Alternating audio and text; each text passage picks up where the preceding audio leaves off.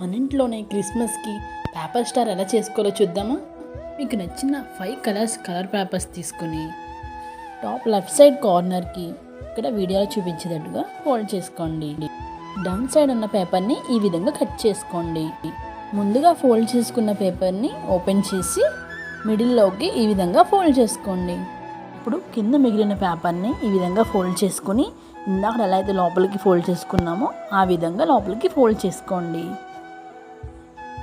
ఇప్పుడు లోపలికి క్లోజ్ చేసుకున్న పేపర్ని ఓపెన్ చేసి మిడిల్లో గ్లూ గన్తో స్టిక్ చేసుకుని మళ్ళీ క్లోజ్ చేసుకోండి.